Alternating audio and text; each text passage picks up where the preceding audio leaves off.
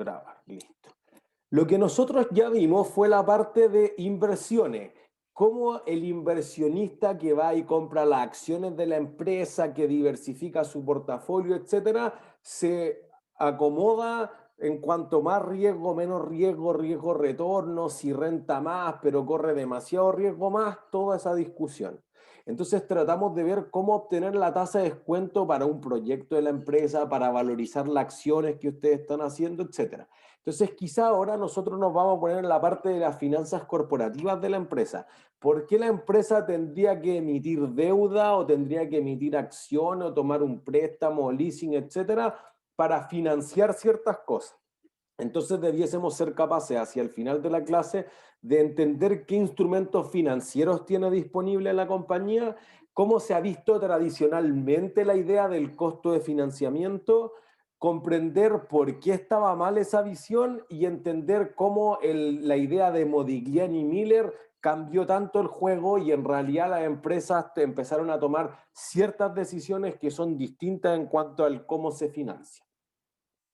Entonces, cuando nosotros estamos pensando en los instrumentos financieros que emite la compañía, nosotros estamos tratando de ver el otro lado de la moneda. Quizá un Finanza 1 era más bien ver cuánto era el valor presente neto que tenían los proyectos mayoritariamente de inversión. Y ese BPN depende, por un lado, de los flujos de caja que yo proyecto de la inversión y por otro lado, de la tasa de descuento, del costo de oportunidad de esos recursos. Entonces ahora queremos ver justamente el otro lado. En Finanza 1, uno en general dice, mira, vamos a suponer la tasa de descuento, quizá uno trata de esbozar una idea muy tangencial sobre el WACC, ahora nos vamos a meter de lleno en el WACC y vamos a decir, bueno, la empresa debería emitir acciones por esta razón o debería emitir deuda por esta razón y todo ese tipo de cosas van a influir en el costo de capital promedio ponderado que es el WACC. ¿Se entiende? Entonces a veces las acciones son más caras, a veces la deuda es más cara por cierta razón y vamos a discutir ese tipo de cosas. Entonces, por un lado uno debería decir, mira, primero, la empresa para financiar sus operaciones, las inversiones cotidianas, etcétera, podrían tener fuentes que provengan de dentro de la empresa, fuentes internas y fuentes que provengan de fuera de la empresa, que sean externas. Entonces, en ese sentido, uno trata de responder, mira, ¿estos son acreedores o son dueños de la empresa, son accionistas? Pero eso responde a una pregunta distinta. Cuando una empresa se financia con recursos internos, se habla que su crecimiento es orgánico. Orgánico implica que los flujos de caja que le genera la operación son más que suficientes para hacer todas las inversiones que necesita. Y lo que le sobra debiese darlo como dividendo a los accionistas. Por eso que al final del curso vamos a ver política de dividendos. Eventualmente la empresa podría decir no me alcanza, entonces tengo crecimiento inorgánico. Y eso implica que la empresa va a tener que obtener fuentes externas. No es que por la combustión interna de tu negocio se generen esos flujos de caja, sino que tú vas a tener que agregar, por ejemplo, pedir préstamos o hacer aumentos de capital o con tomar contratos de leasing, inclusive en las grandes empresas emitir bonos. ¿Se entiende? Entonces la empresa quizás no siempre quiere tener solamente una fuente de financiamiento, por la razón que hemos dicho las últimas 9 semanas, por diversificar las fuentes de financiamiento. Si tú tienes préstamos, tener 2 o 3 o 4 o 5 bancos puede ser mejor que tener solo uno. E inclusive las empresas a veces por esa razón están dispuestos a transar un poco. Por ejemplo, obtener un préstamo, una tasa que quizás es algo más cara o quizás que en plazo algo más corto, más restrictivo, pero por tener las puertas abiertas en 2, en 3, en 5, en 10 o en 20 bancos. Por si acaso, por si aparece una oportunidad de negocio atractiva, no dejarla pasar porque no haya recursos. ¿Entiendes? Entonces la empresa podría decir, mira, tradicionalmente un préstamo, ya un préstamo es una buena fuente de financiamiento, en general son a tasas de interés fijos, pero podría ser un crédito a tasa flotante, que la tasa flota con lo que ocurra con la tasa de política monetaria, con la tasa activa bancaria, con la LIBOR, la London Interbank Offered Rate, la tasa a la que se prestan en promedio los bancos en Londres o cualquier otra tasa que sea de ese tipo promedio. La Brasibor, la Coribor, la Euribor, toda es la tasa promedio a la que se prestan los bancos en Brasil, en Corea, en Europa, etc. Entonces, podría ser un préstamo quizá una fuente más tradicional. Los bonos comunes que son directos, tú vas y vendes el bono directamente en los mercados financieros. Podría haber algunos casos en que una colocación pública, tú vas y el bono se negocia en una bolsa, quizás para los bonos más pequeños, aunque últimamente se ha hecho también para bonos súper grandes, un private placement, una colocación privada. Yo hablo con un pan de fondos de inversión, con un hedge fund, una compañía de seguro, etcétera, y un fondo de pensiones y digo, ¿cuánto quieren ganar? 8% al año, ya listo. Esta es la tasa cupón y se los vendo a ellos privadamente. No tengo que ir a inscribirlo ante el regulador, no tengo que pagar derechos de bolsa, no tengo que contratar a un banco de inversión que cobre harto caro. Entonces las empresas se ahorran muchos costos operativos de tratar de financiarse. Entonces, en esos casos, un private placement se ha vuelto súper atractivo porque si un banco de inversión te cobra 2 o 3% de fee, entonces ese 2 o 3% para, por ejemplo, Amazon el 2018 emitía 16 mil millones de dólares y el 2% de eso son 300 millones de dólares. Entonces uno dice, mira, si puedo pagar 5 o 10 o 2, quizá en algunos casos, oye, es mucho más barato hacer una colocación privada. Como el bono se coloca privadamente, entonces es menos líquido. Y si es menos líquido, la tasa va a ser más alta o más baja. Malta. Más alta. Entonces ahí está el trade-off. La empresa dice, oye, por un lado tengo más costos fijos que tengo que absorberlos sí o sí con la colocación. Entonces, por ejemplo, Virutex. Virutex emitió hace unos 4 o 5 años un par de bonos, 20 millones de dólares. Es chiquitito comparado con empresas gigantescas emitiendo 700, 800 millones de dólares. Pero si te cobran 2 millones de dólares por un bono de 20, salgo en contra. Entonces ahí quizás te conviene pagar una tasa de interés un poco más alta por ahorrarte estos costos iniciales, estos costos de estructuración o de flotación también que a veces se llaman. ¿Se entiende? Entonces podría ser quizás una de las formas más tradicionales de financiamiento. Arrendamiento con seguridad. Entonces, los activos bien específicos en general con leasing, porque el leasing te financia el 100% del activo. Entonces, el leaser va a generar fundamentalmente, el arrendador, digamos, va a generar un contrato en el que se va a pagar prácticamente todo el activo, tengo garantía, existe una opción de compra y además tiene un beneficio tributario. El beneficio es que toda la cuota del leasing va a pasar por gasto, a diferencia que en un bono o en un préstamo solo los intereses va a pasar por gasto. Entonces ahí tiene una diferencia atractiva para las empresas de financiarse con leasing. Podrían ser quizás ya algo más sofisticado, pero todavía no tan raro, los bonos convertibles. Oye, yo te pago cierta cantidad de cupones, pero tú podrías en cualquier momento del tiempo convertir ese bono en acciones. La Polar.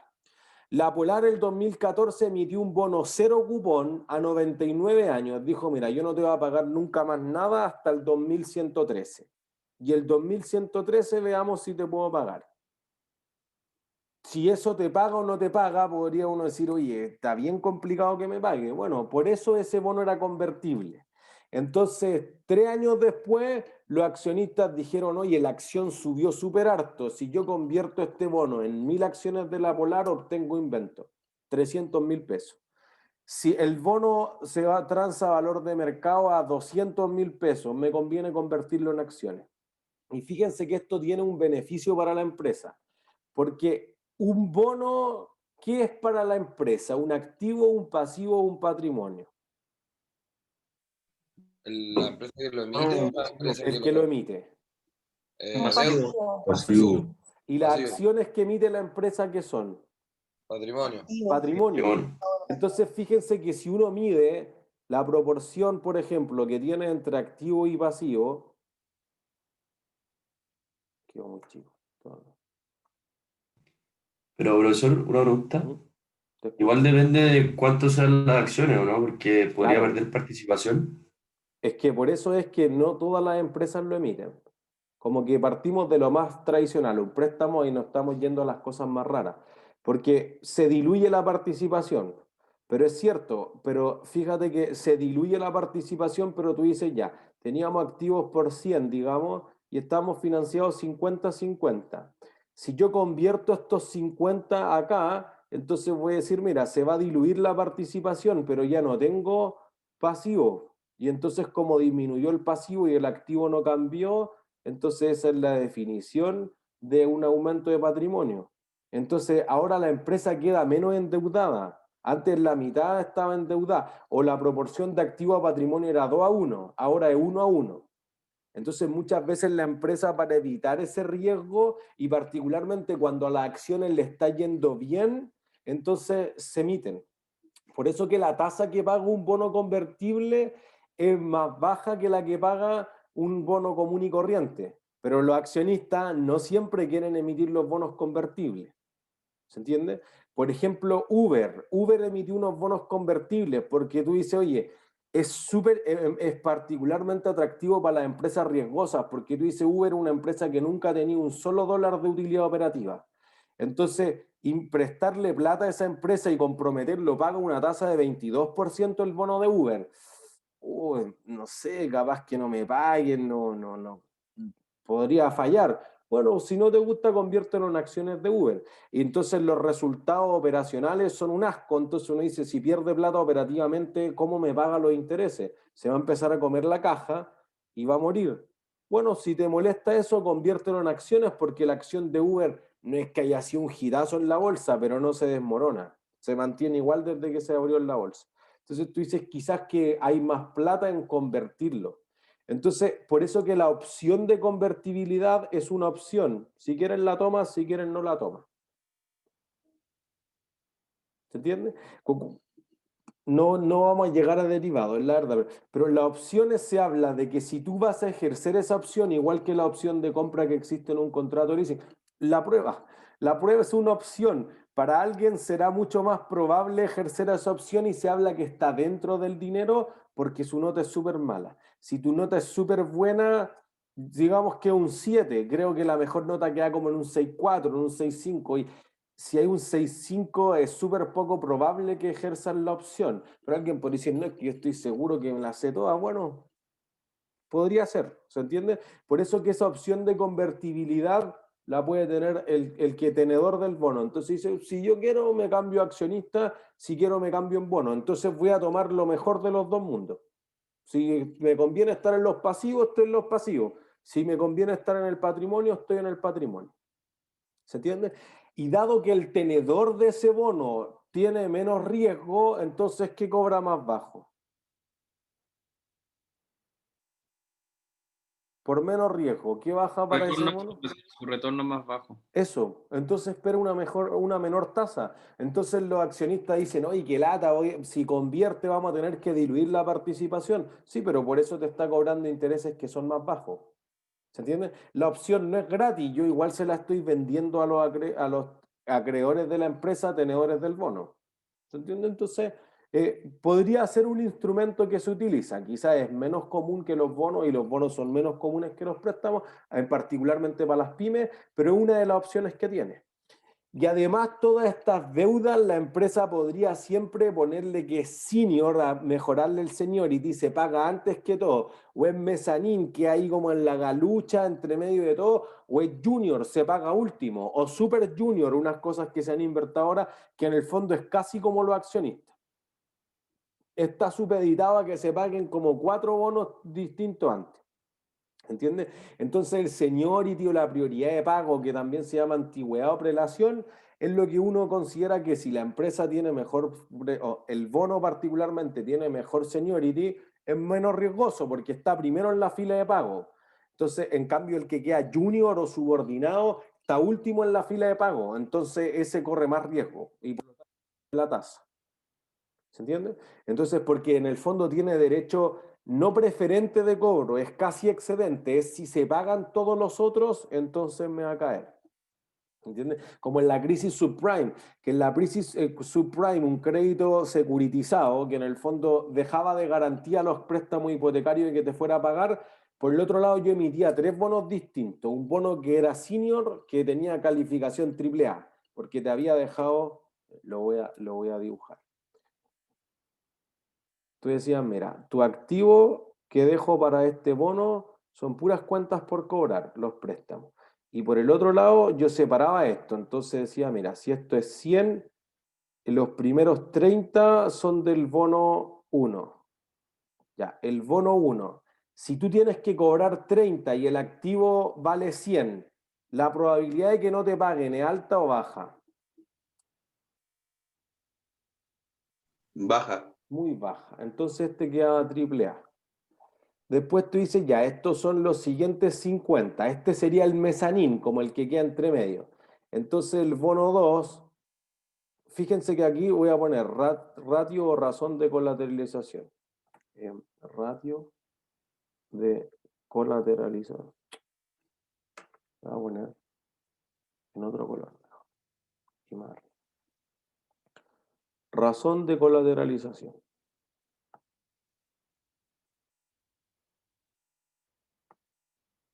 ¿Qué significa esto? Que el colateral que yo estoy dejando en la deuda son las cuentas por cobrar, pues la garantía, el respaldo, como quieran llamarlo. Entonces, fíjense, si yo dejo 100 para pagar 30, ¿cuál es la razón?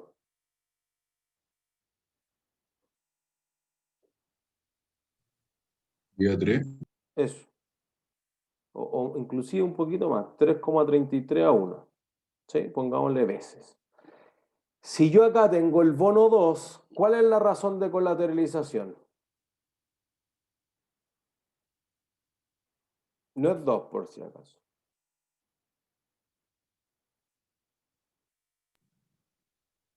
Por un punto premio. ¿Cuánto es la razón entre el colateral que queda de los 0,5. activos para pagar eso? De 5. No, wait. Esto es el activo sobre el pasivo. No es 0,5, es más que eso, pero es menos que 2. 1,2. Un poco más. 1,6. De Un poco 50 menos. en 70, 5 partido en 7. Listo. 1,4. Eso es. 1,4. Un punto premio cada uno. Lo dijeron casi al mismo tiempo. Porque tú dices, ya se pagó esto. Entonces, ¿qué te queda? Te queda 70 para pagar 50. Y después tú dices, oye, al final te quedaron 20. Y entonces el bono 3 te queda ¿cuánto la proporción? 5, ¿no? 1. 1. Te quedan 20 para pagar 20. Entonces uno podría decir, oye, este es el más charcheto. Este es el que va a perder plata. O sea, si se empiezan a volver incobrables estos préstamos, el que primero va a empezar a perder es ese. Entonces ese es de la peor calidad posible, C menos, antes de hacer el default. Y el otro que hay entre medio, digamos, es triple B menos. ¿Se entiende? Esta es la clasificación de riesgo que obtiene el bono. Entonces podría ser que este seniority sea el mismo subyacente en el fondo, el activo que está garantizando esto son 10.000 préstamos hipotecarios que dio no sé qué banco. Sí, pero yo podría decir que primero ese pozo de préstamos lo ocupe para pagar el bono 1, después el bono 2 y después el bono 3.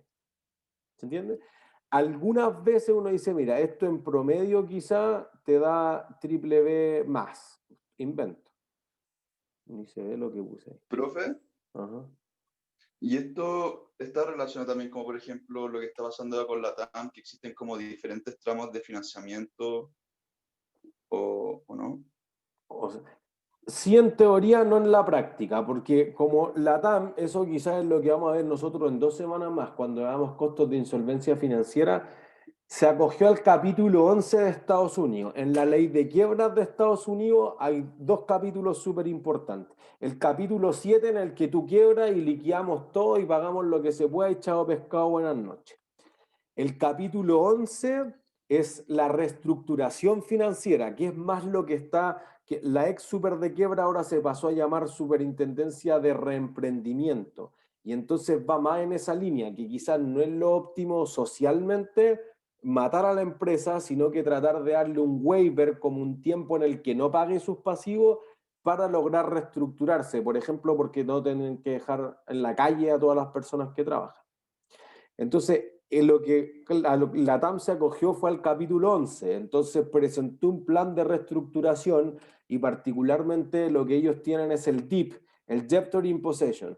Entonces, es una figura bien extraña, por eso que quizás eso podría ser otro curso completo. Los accionistas ahora van a aportar una parte de la deuda para sanear un poco de la deuda, pero los acreedores toman la posesión de la empresa. ¿Se entiende? Entonces, porque los accionistas ya no le pudieron pagar a los acreedores, por eso se acogieron a la reestructuración financiera. Entonces ahora como que tú dices, oye, pero yo creo que el Grupo Cueto lo hacía súper bien con LAN, pero si lo hace el Citi, no tiene idea de cómo es la industria aérea, o lo hace el Santander, por ejemplo. Entonces quizás debo seguir conservando al management, por ejemplo, debo hacer reestructuraciones, por eso que, por ejemplo, Argentina lo dejaron afuera. Argentina cae y hasta ahí llega la operación, porque realmente la TAM Airlines en Argentina era un desastre, se peleaban, en el aeropuerto de Ezeiza tenían el manso desastre, chao. Entonces uno dice, ahora dejan solamente quizás los activos que podrían salvarse y los acreedores pasan a tomar posesión. Entonces, podría parecerse a que unos van a aportar un tramo primario, después comprometen bajo ciertos objetivos que Delta también haga algo, Qatar Airways está poniendo algo de plata, que ya era accionista desde el 2016 y que Delta es desde el año anterior, desde el 2019, pero es una estructura quizá algo más compleja. Sí, lejanamente puede parecerse que hay distintos tramos de deuda, eso sí es seguro. Y acá, ¿cómo se ha afectado por ejemplo, el accionista minoritario? Porque era como la gente que tenía una cantidad de acciones entre cierto plazo, iba a tener la opción de comprar o algo así, entendí, como con la Raín Vial, que ellos emitieron. Que ellos eran los que orquestaban como el aumento de capital. Las AFP, por ejemplo, se quejaron harto. No porque fuese injusto para ellos, yo creo que eso, al menos con los casos como más graves, así como las sociedades cascadas y ese tipo de cosas, ya un poco se ha regulado en el mercado en los últimos años, pero sí porque a ellos no se les estaba entregando la misma información que los accionistas, y aquí la información era todos los días, porque desde finales de abril que se acogió al capítulo 11, como que tú, oye, si puedo volar un avión o no, puede hacer toda la diferencia para la TAM Airlines. Y si tengo la deuda y si tengo que pagar los contratos de leasing y si el Santander me tiene demandado por 549 millones de dólares por las millas LATAM Pass y así sucesivamente. Entonces, como tiene que ser en el día a día, a la AFP particularmente le estaba llegando menos información que los accionistas mayoritarios. Entonces, la mayor parte de las quejas fue que no se le estaba tratando igual en términos de la transparencia de la información a los minoritarios y a los mayoritarios. Pero con un mínimo, claro, porque si yo tengo una acción y quiero ir, me va a salir muy caro, pero con un mínimo de acciones, los accionistas minoritarios también podrían participar del aumento de capital. ¿Se entiende? ¿Sí? Profe, y generalmente estos aumentos de capital hacen que el precio de la acción baje mucho, ¿no? Sí. Efecto aumento de capital. Uno de las anomalías de mercado que decíamos, eso hace. Es cierto. Porque además, fíjate que vamos a hablar nosotros de la teoría del pecking order. Hay un orden jerárquico, pero miren esto. ¿Ustedes querrían comprar cualquier cosa, barata o cara? Barata. Barata, listo. Ley de oro, comprar barato, vender caro. Entonces, si los accionistas están dispuestos a comprar esas acciones, ¿qué quiere decir? ¿Que las acciones están caras o están baratas? Barata. Barata. Ya. Entonces uno dice, ya, pues debería subir el precio de la acción. Sí, pero no es cierto, porque uno dice, mira, y esto es lo que es el fundamento de la clase de hoy día. ¿Cuál es el costo de oportunidad de la deuda? El costo financiero en el fondo. El retorno esperado. Sí, pero ¿qué es eso? Contablemente. La tasa mínima que tengo que exigir. La tasa. ¿Los intereses? ¿Eso es lo que espera un acreedor a cambio de la empresa?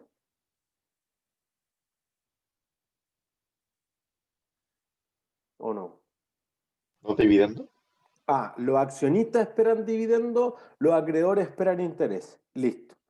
Contablemente, ¿los intereses qué son para la empresa? Patrimonio, ¿no? ¿Gasto? Gasto. Gasto financiero. Listo. ¿Y los dividendos son un gasto? No. No. No, y ahí está la principal ventaja. La deuda tiene un beneficio tributario porque reduce los gastos por intereses de la utilidad antes de impuestos, la utilidad líquida imponible en el fondo. En cambio, los dividendos se pagan después de la utilidad neta, por lo tanto no deducen impuestos. De plano, la ley de impuesto a la renta dice, los intereses son un costo de hacer negocio, los dividendos no son un costo de hacer negocio. Literal. Entonces uno dice, ya, si yo puedo deducir los intereses, le pago menos al fisco, porque al fisco tengo que pagarle igual, y uno dice, y el fisco no puso nada de plata para financiar lo que estamos diciendo ahora, para comprar más aviones, para no, el fisco no pone nada, pero igual se lleva una tajada. Entonces, cuando las empresas salen a hacer estos aumentos de capital, dicen, oye, ¿por qué no emitiste deuda? ¿Por qué la Tamerlane no emitirá más deuda? Bueno, puede pagar los intereses, ¿no? Eso, Porque ¿por qué no puede pagar los ahora en intereses? este momento porque está en el capítulo 11. Pero Entonces, ¿por qué llegó ahí? La porque proporción de pasivo y patrimonio es muy alta. Muy alta, o sea, fue incapaz de pagar su deuda. ¿Se entiende? Entonces, porque las empresas podrían llegar a una reestructuración amistosa y que los acreedores le presten más plata. En general, después del capítulo 11, hay muchas empresas. O sea, no es la primera ni la última aerolínea que se va a coger el capítulo 11. Les diría que, miren, American Airlines el 2002 estaba ahí y ahora es la aerolínea más valiosa en el mundo por market cap, pero el 2002 está quebrada. Entonces, eso es cíclico para toda la aerolínea, no es solamente el coronavirus. O sea, cuando uno ve en Finanza 1 el caso de la TAM Airlines, uno ve que el problema era desde la fusión, no era de ahora, entonces solamente explotó la bomba ahora, pero lleva 8 años con resultados que no es lo que hacía LAN por sí sola. LAN por sí sola era muy, muy buena, ROE súper alto, una razón de estructura, o sea, una razón de pasivo a patrimonio que quizás estaba más acotada o no era tan peligrosa, etcétera, etcétera. Entonces, ahí uno dice, oye, en estos casos lo que más ocurre es que uno podría endeudarse, pero si no te prestan deuda es por algo, y porque hay más riesgo, y porque la tasa es muy alta. Entonces, como los accionistas ahora van a tener que comprar las acciones, dicen, mira, aquí hay algo raro. Si hay algo raro, hay una asimetría de información. Si hay asimetrías de información, corro riesgo. Y si hay riesgo, ¿qué debería exigir más? más retorno. Y por lo tanto, como la tasa de descuento es más alta, el precio de la acción cae. ¿Se entiende? Esa es la desconfianza que le asigna, que le da al pricing de la acción el mercado. Entonces lee que algo huele mal. Esa es la tónica detrás de un aumento de capital, particularmente en estas condiciones. O sea, no es que digamos, oye, la TAM Airlines está ocultando algo, si te está diciendo que no puede pagar, por eso se acogió y tiene las mejores intenciones de reestructurar, tratar de despedir a la menor gente posible, etcétera.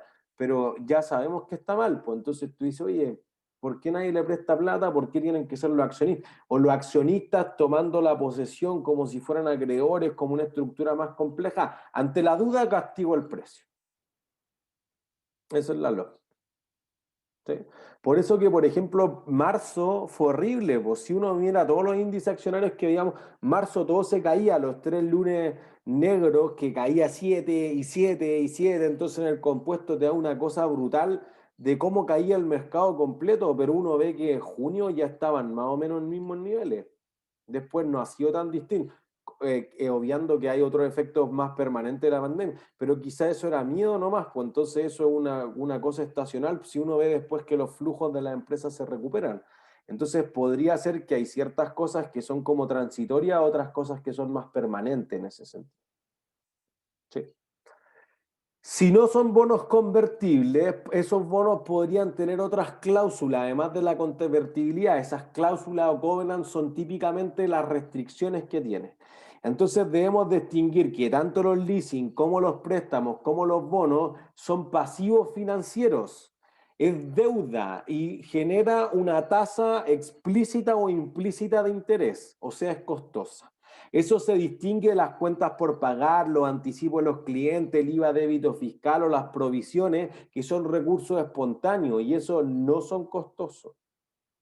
¿Entiendes? Ahí hay una diferencia significativa. Si ya vamos por el lado del patrimonio, tenemos las acciones preferentes, que las acciones preferentes reciben dividendo antes que las acciones ordinarias o comunes, pero después de pagar todos los pasivos. y se les promete un dividendo. Entonces, por eso que muchas veces parecen ser instrumentos de renta fija, porque en el fondo tú dices, oye, el cupón de un bono o el dividendo prometido de una acción preferente parece no ser tan distinto. Entonces, la única diferencia es que los accionistas preferentes no votan en las reuniones de directorio o en la junta de accionistas. Entonces, los accionistas ordinarios retienen el control porque eligen a los directores y votan en las juntas de accionistas, pero reciben dividendos más tarde. Por otro lado, los accionistas preferentes reciben dividendos más temprano, pero no votan. A menos que tú tengas un dividendo preferente que no pagaste, y no pagaste, y no pagaste, y no pagaste, después de cierto tiempo los accionistas preferentes pueden empezar a meter la cuchara. Entonces toman el control. Si no pasa eso, entonces no hay ningún problema. Los accionistas preferentes siguen siendo como una especie de bonistas muy poco molestos. ¿Sí? Entonces tiene cierta característica de la deuda, pero son capital propio, son patrimonio porque no va a existir ese gasto por dividendo, por si acaso. Las acciones comunes, a diferencia de las que listábamos antes, tienen derecho excedente de cobro. Los bonistas, los bancos, las empresas de leasing tienen un derecho preferente de pago, se les paga primero que todo el resto, en cambio los accionistas, si es que queda algo, les pago. Entonces, como corren más riesgo, fíjense, esto les va a servir para el trabajo. El retorno que debe recibir su accionista debe ser mucho más alta que la tasa de interés que calculen de la deuda, que eso lo podrían sacar de la memoria, por ejemplo. Si ustedes ven que la tasa que paga de la deuda es 9 y a ustedes les salió que el retorno que debe esperar un accionista es 6, está malo. ¿Se entiende? Porque los accionistas siempre están más atrás, entonces los accionistas van a absorber mucho más riesgo de lo que absorben los acreedores. Porque además, miren, si yo no le pago al banco, ¿qué hace el banco? Te embarga todo. Te embarga, po. Listo, entonces fíjense que el banco en general tiene la garantía del activo. Si Amazon no le paga dividendo a su accionista hace 23 años, ¿qué hacen los accionistas? Nada. Nada. Bueno, siguen celebrando por la rentabilidad, pero no hacen nada, no tienen el derecho de solicitar la quiebra formal, porque no es una obligación, es un derecho, y el derecho implica que podría ser como podría no ser. ¿Se entiende? Pero acá en Chile es una Pero obligación, acá ¿o en no? Chile, sí, po. O sea, es una obligación, comilla. Tú tienes que pagar como mínimo el 30% de tus utilidades, si es que hay utilidades. Si pierdo plata, no estoy obligado. Si perfecto. eso ocurre, hay que pagar mínimo el 30% en Chile, en Brasil el 25%. Y en algunas empresas muy específicas de Grecia y de Alemania se da una política de dividendo en el fondo obligatoria. En el resto del mundo nadie está obligado a. Profe, y esto de acciones comunes y acciones, o sea, es como cuando como Google, que tiene diferentes, como 3 acciones, como la A, la B y la C, No, pero es una ¿no? súper buena pregunta. Las acciones de Google, ya tiene la Google A, Alphabet. Alphabet, ya. Alphabet, toda la razón. Pero en verdad, el 98% de los ingresos de Google de Alphabet provienen de Google. Los otros negocios todavía no dan tanto. Pero el ticket de Alphabet sigue siendo Google y la otra es Google. Y esa es la serie C. La serie A, y esto ocurre en general para todas las empresas tecnológicas, es la que retienen los fundadores. Por eso que esta elige a la mayor parte de los directores. Como elige a la mayor parte de los directores, ¿alguien la querría soltar? No. No, Y por eso esa es son la mucho más menos caras líquida. también, ¿no? Eso, es mucho más cara porque nadie la quiere soltar, pues entonces tengo que ofrecer precios súper altos. Entonces es menos líquida. La más líquida, esta. Igual Google nunca ha pagado un dividendo, por si acaso, no tiene que ver con los dividendos. Esta es para el público. Pero esta igual puede elegir a directores, pero digamos menos directores. La C no recibe nada. Ni control ni dividendo, nada. Y por eso le llaman el clon. Oye, pero ¿por qué compraría la acción C? ¿Alguien encuentra una razón para comprar la acción C? ¿Que se Por el valorice? crecimiento que puede tener Google Eso. como Amazon. Que suba el precio, po. Si, ¿para qué voy a recibir dividendos y quiero a cobrar un cheque, un cacho? Tengo que pagar impuestos, un cacho. Tengo que ir a votar al directorio y yo no cacho nada, que lo hagan los fundadores, chao, todo un cacho. Y entonces la empresa vendió las acciones serie C. El A o el B o el C es la serie de las acciones que le dan en general distintas características en cuanto a control. Si eligen a más o menos directores, si reciben más o menos dividendos, etcétera, etcétera, etcétera. Con Nike ocurre lo mismo, po. El fundador Phil Knight retiene la mayor parte de las acciones Serie A, que esas ni siquiera se transan en la bolsa. Estas al menos se transan, las otras son privadas. La Serie B de Nike es la única que se transa en la bolsa. Y eso eligen a los menos de los directores. Por lo tanto, Con Berkshire Hathaway pasa lo mismo, ¿no? con Berkshire Hathaway, más o menos lo mismo. La Berkshire Hathaway A es una acción que vale $300.000 y siempre se puede convertir en 1.500 acciones de la serie B, así que tiene la cláusula de convertibilidad. Pero la serie A, como que uno dice $300.000, no cualquiera la puede comprar, por eso que es menos líquida. Entonces no existen desde siempre. Yo diría que Berkshire Hathaway lleva, no sé, 60 años que la dirige Warren Buffett, pero yo diría que la serie B apareció mediados de los 90 quizá, o sea, tiene 20, 25 años, como la mitad de la vida, porque dijeron, oye, tu acción vale en esos tiempos, no sé, $20.000, y eso ya era muy caro. Bueno, a mí me da lo mismo si vale 20.000 o vale 1.000, si total en ese momento era de los más millonarios del mundo. Bueno, es que no todos los inversionistas la pueden comprar, pero a lo mismo, pues, ¿de qué depende el precio de la acción? ¿De que sea líquida o que hagamos negocios buenos? Esto fue lo que discutió Berkshire Hathaway. Sí, pero mira, es súper importante que las acciones, si tú querés permanecer en la bolsa, que se estén transando, ya convirtámosla. Entonces, el que tenga una A, démosle la posibilidad para que compre las B si quiere. Pero una serie A de Berkshire Hathaway vota 10.000 votos. Una acción B vota 1. Entonces, si yo convierto una serie A en 1.500 de B, tengo 1.500 votos. Si tengo una serie A, tengo 10.000 votos.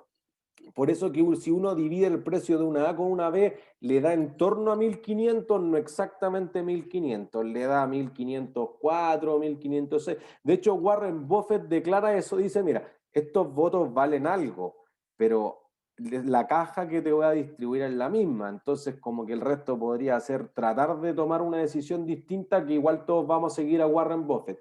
Entonces él ha dicho formalmente, y lo escribe en la carta muchos de los años, si las acciones se transaran a más de 1.506 veces, me parece que está súper barata la serie B, entonces debiéramos cambiarla, o al revés. Si valiera menos de 1.494 veces la A, deberíamos convertir, porque está cara la B. ¿Entiendes? Esos derechos de elegir a directores y de opinar valen algo, pero quizás no valen el 20 o el 30% del precio de la acción. ¿Sí? Si no son estos instrumentos, podrían haber otros instrumentos. Por ejemplo, los bonos a tasa variable o flotante, que decíamos, mira, yo te pago la tasa de política monetaria más un 1%, por ejemplo. Entonces flota o varía con la tasa de política monetaria. Típicamente con la tasa LIBOR que yo mencionaba al principio, es algo de lo que uno ve en los bonos a tasa flotante. Entonces, fíjense que la gracia de un bono a tasa flotante es que será más o menos riesgoso que un bono a tasa fija. Menos. Más riesgoso. No, es menos. ¿Por qué será menos?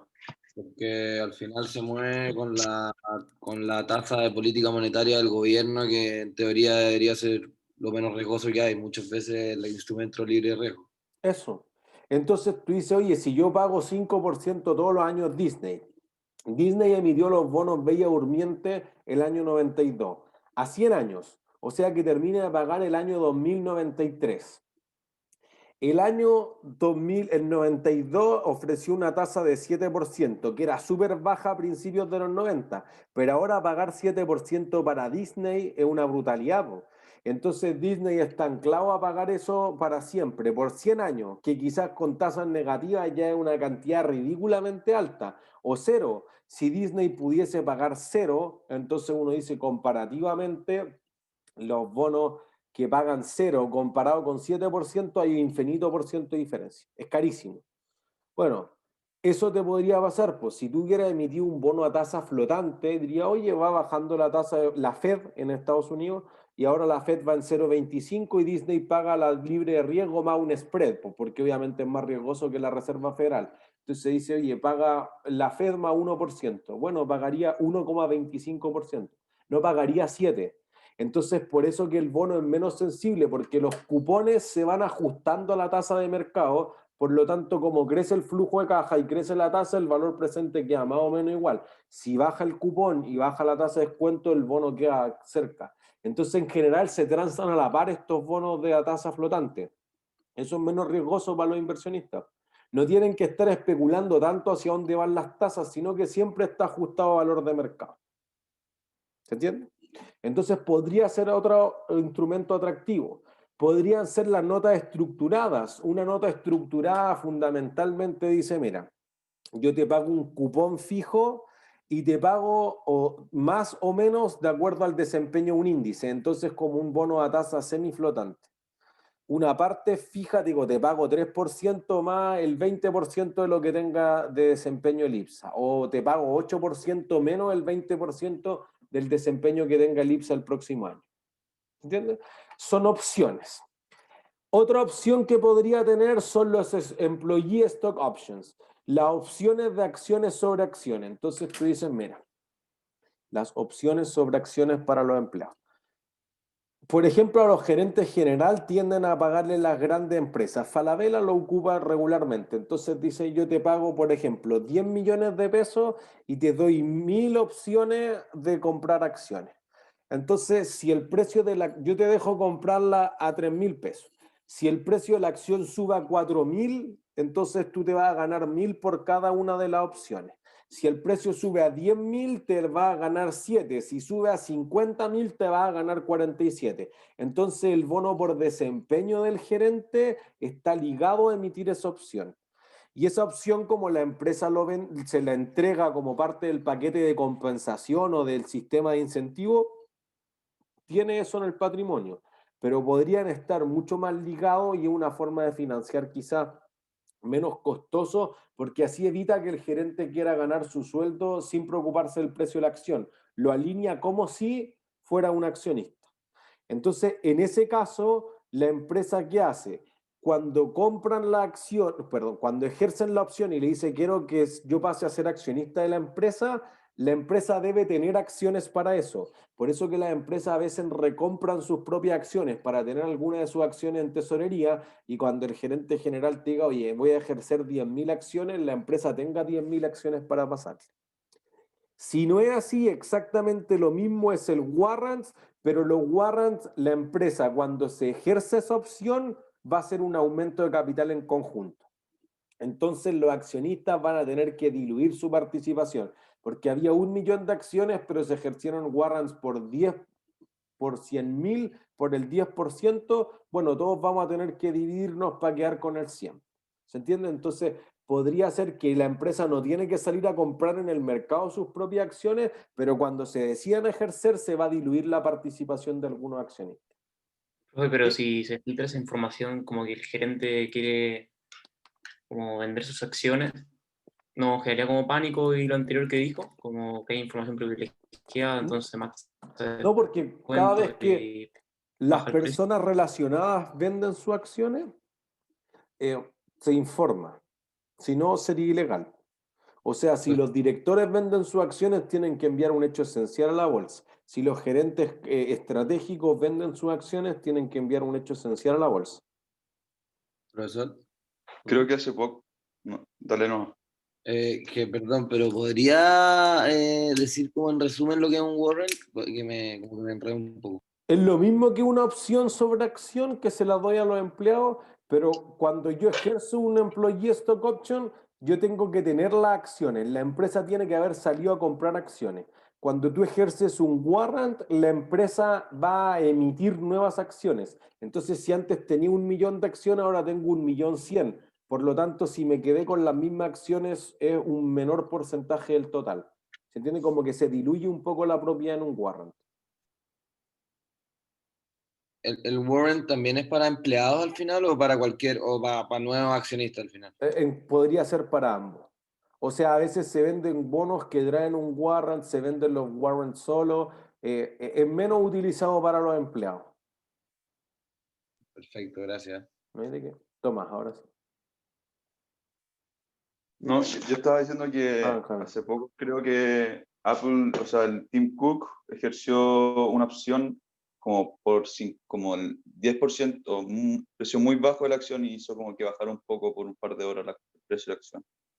Eso, es que porque puede ser que además ese ejercicio puede ser que tú digas, oye, como yo tengo tanta información, sé que va a seguir subiendo más, entonces algunas veces además tú no pides que te entreguen las acciones, algunas veces es por compensación. Entonces tú dices, oye, mira, si yo te las compro valen 10.000, tú me dijiste que las podía comprar a 3.000, págame los 7.000 en efectivo. Ah, listo. Si lo que quieren los accionistas es que tú estés alineado con ellos y que suba el precio de la acción, no quizá no pagarte el bono si te lo mereces porque elevaste el precio hasta los 10.000. Entonces a veces se hace por compensación también. Y podría ser que cuando se ejerce, si una cantidad significativa, que me parece que es el caso de Tim Cook, entonces podría bajar particularmente el precio de la acción, porque en el fondo es como pagar un dividendo y en la fecha ex dividendo se baja un poco el precio de la acción. Profe, normalmente cuando ejercen esto es como cuando ya cierra la bolsa, ¿no?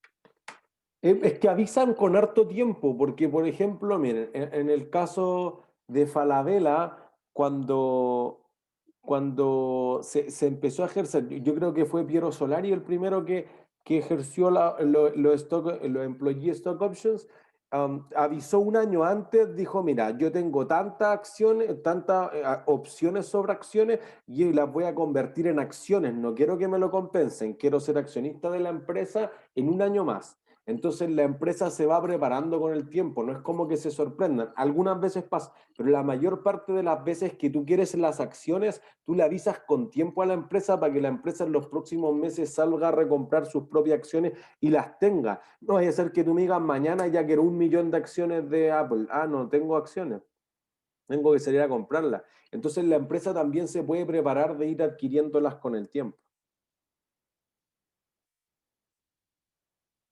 ¿Se entiende? Alguien iba a preguntar otra cosa.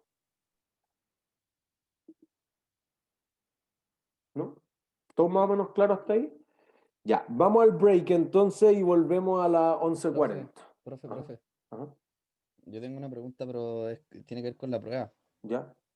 Que en una pregunta nos mencionaban que nos daban la correlación de dos acciones Ajá. y nos decían que aumentaba su correlación y la respuesta correcta era que eso disminuiría el riesgo del portafolio. Yo puse que aumentaría. ¿Por qué pusiste? Me pasó lo mismo. Sí, yo también puse lo mismo, profesor. Voy a hacer el gráfico que debían ocupar para eso. Nosotros decíamos, tengo la acción A y B. Estas tienen una correlación, digamos, ya, estas tienen acción, estas correlaciones de 1. Estas tienen de 0,8. Si yo junto A con B y la correlación es positiva, ¿diversifico o no diversifico? No. ¿Por qué no? Sí, diversifica. Pues. Claro que sí. Sí. O sea, lo que uno quiere, ojalá en el extremo, es que sea -1. Po. Pero si Sí, pero algo ahí la relación bajó, no subió. Si es que perdón. porque usted dijo que si tienen correlación 1 y después tienen correlación 0,8, ahí obviamente aumentó, Ahí se diversificó. disminuyó el riesgo, pero si aumentó la correlación, no veo cómo fue que disminuyó el riesgo. Si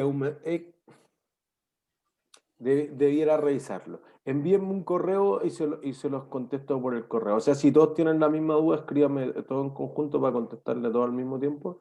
pero para revisar el enunciado, porque puede ser que alguna decía que era una posición larga y era una posición corta, y si hubiese una posición corta, quizá entonces disminuiría, tendría que revisar exactamente cuál era de eso. Sí, creo que era esa, Ya. profe. La de una A lo posición mejor mandémoslo por corta el y- foro, para que no tenga que Eso, responderlo todo el rato. por el foro, si tienen un pantallazo, porque en el fondo, si es que hay una posición corta, sí, es que si es una posición corta va hacia el otro lado, como que el W era negativo, el peso del activo en el portafolio. Entonces, si era el que le salía la posición corta, claro, pues con mayor correlación va a diversificar más porque la posición es negativa. Quizás en los que le salía que tenía una venta corta en eso, entonces eso responde la pregunta. Si no les salía eso y todavía no lo entienden, se la respondo por el foro. Yo, profe, tengo otra pregunta de la prueba, pero, o sea, igual es bien simple, pero que es como para salir de la duda. Ajá. Era de las primeras cuando hablan del el modelo de 2 periodos y ya cuando existe una... No me queda claro por qué cuando existe como esta diferencia entre la tasa de colocación, o sea, y la otra, por qué el mercado está mejor a cuando existe una sola tasa. No, pues está mejor a que no exista ninguna tasa. Ah, ya, entonces como que... Porque eso es lo que yo entendía, pero entonces me confundí al Yo marcar creo la que sí, respuesta. porque uno dice, mira, aquí ganamos todo esto si hay una sola tasa. Si hay dos tasas, uno dice, ah, es más malo porque esta tasa es más alta, entonces es tangente acá, por ejemplo. Y este es tangente acá. Sí, es más malo que tener una sola tasa, pero tener una sola tasa es irreal. Pero esto todavía gana este espacio de acá y este espacio de acá. Entonces todavía hay algunas ganancias. Hay gente que queda fuera de mercado, que decíamos nosotros acá, pero todavía gana este pedacito acá y este pedacito acá. ¿Entendés? Ya, sí. Entonces marqué mal la respuesta nomás. Sí, eso es lo que había entendido yo. Puede ser. Cami, Profe, ¿me escucha? te escucho. Ah, perfecto. Profe, es que me quedó una duda con el tema de la hora de la prueba. Sé que lo va a avisar más tarde, pero no sé si entendí que la prueba podría ser sí o sí hoy día en la noche Ajá, o mañana en la mañana. ajá. O sea, por ejemplo, si yo decido dar la mañana en la mañana, ¿es como que yo tengo para escoger o usted va a decir, No, va a no, haber es hoy uno día? solo horario para todo eso. Yo les voy a decir hoy día, es que entre que tengo que coordinar con la gente web curso y que le pregunté a la secretaria si es que hubiera algún tope, por ejemplo, mañana en la mañana. Si no, me parece mucho más saludable darla temprano, mañana más fresco, a que darla hoy día en la noche después de todo el día. Sí, es verdad. Entonces, Ya, si, profe, si la Luz muchas María gracias. me dice que se puede mañana, mañana a las 10. O sea, para mí, si me preguntan cuál es el óptimo, mañana a las 10, 45 minutos, listo, un 7. Y sería igual igual que una prueba en el fondo. Sí, claro. Ah, ya, perfecto. Ya, profe, muchas gracias. ¿No hay de qué? Profe, ¿podría revisar un Profe, correo que le tengo acabo de una mandar? duda. Bueno, para revisarlo. Perdón, ¿alguien iba a preguntar otra cosa? Francisca, ¿o Sí, no? profe, yo tengo una duda. Es que, Ajá. sí, que no entiendo mucho si es como la opción 1 es como que mantengo mi nota con el reajuste de escala y la opción 2 es dar la prueba, pero si la doy y igual no me sube, ¿me quedo con el reajuste de escala o cómo? Una gran pregunta. No, pues si la das y no te Ujú. sube, te quedas, o sea, si obtienes como 0 buenas y tenías 10 malas, te quedas con las 15 buenas sobre tu puntaje, pero sobre el puntaje completo. Entonces, lo que quede Con las... de la prueba, si no te sube, se va a calcular con el puntaje completo sí o sí, con las 30 preguntas, no con menos de 30. Ya. Y si es que no la doy, me quedaría con las 25 preguntas. Claro, más o menos, que es la nota que yo les voy a publicar apenas me reúna con la Karin. Ya, bacán. Ya, gracias, profe. ¿No hay de qué? Ya, retomemos entonces. ¿Qué otros instrumentos financieros podría tener la compañía para financiarse? Por ejemplo, algo que se inventó como a mediados de los 2000 y que le ha funcionado súper bien ahora a África son notas sensibles a la calidad de crédito. En el fondo dicen lo siguiente: Si tu bono está entre AAA y BBB-, por ejemplo, tiene grado de inversión la clasificación de riesgo, entonces te pago cupones del 8%. Si en realidad tu bono cae a categoría chatarra, desde W+ hasta C, entonces te pago 15%. Entonces los cupones no son totalmente flotantes, no son totalmente fijos, sino que van variando. África ha hecho una leve modificación que han dicho, mira, los bonos son step up fixed o step down fixed, que sería como escalonado hacia arriba o hacia abajo. Si tú vas mejorando con el tiempo, yo te pago 15% los primeros 3 años, 10% los segundos 3 años, 5% los siguientes 3 años. ¿Entiendes? Entonces como que va bajando. O al revés, podría ser que parta súper bajo y yo te pago 2 y después te pago 10 y después te pago 20% y entonces va step up. Que quizás también fue algo de lo que se hacía en la crisis subprime. Y ahí en la crisis subprime uno mostraba fundamentalmente que las empresas decían, mira, el adjustable rate mortgage, te cobro 1% al principio de la ARM y después te cobro después de 5 años 7%. Entonces la gente podía pagar 1%. Cuando le subían a 7, hasta ahí llegaban y el banco entraba a liquidar las casas. ¿Entiendes? Otro tipo de instrumentos para la empresa. Podría ser también un flotador inverso. Un flotador inverso justamente hace todo lo contrario al mercado. Entonces te dice, mira, yo te pago X porcentaje de lo que rente el mercado en negativo. O sea, si al mercado le va bien, yo te pago cupones negativos, o sea, te debo menos capital. Si al mercado le va mal, entonces yo te pago cupones positivos. Por eso que su correlación con el mercado es negativa y eso quizás podría diversificar no solo el portafolio del inversionista que lo compra, sino las fuentes de financiamiento de la empresa. Los bonos indexados son otra alternativa. Lo más obvio es un bono en UF, esté indexado al IPC. En Estados Unidos los bonos, los inflation linked están asociados, o los TIPS también en Estados Unidos están asociados a la inflación, los Treasury Inflation Protected Securities. Entonces, varios países tienen bonos indexados a la inflación. Las empresas mineras, por ejemplo, Barrick Gold en Canadá, ha tenido muchos bonos indexados en cuanto al oro. Si el oro sube, te pago cupones más grandes. Si el oro baja, te pago cupones más bajos. Que en el fondo tú dices, oye, me está pagando un porcentaje de los ingresos y eso podría ser atractivo. Que sea garantizado o securitizado era lo que explicábamos recién con la crisis subprime. Oye, yo te dejo de garantía los créditos hipotecarios, las cuentas por cobrar típicamente, y la palabra de securitizado se refiere sustancialmente a que tú lo conviertas en un security, en un activo financiero. Entonces, tú estás convirtiendo quizá un activo que es menos líquido, como las cuentas por cobrar, como los inventarios algunas veces, en un activo financiero que es bastante más líquido. Entonces hacíamos lo que decíamos, separan muchas veces las cuentas por cobrar, el retail es súper clásico, las cajas de compensación también lo han hecho harto y llevan eso directamente a un patrimonio o una empresa separada, que es este patrimonio separado, que solamente tiene como activo esas cuentas por cobrar. Nada más. Y entonces tú podrías dejar, por ejemplo, tus mejores activos de respaldo y eso reduce mucho la tasa de interés que se obtiene. ¿Sí?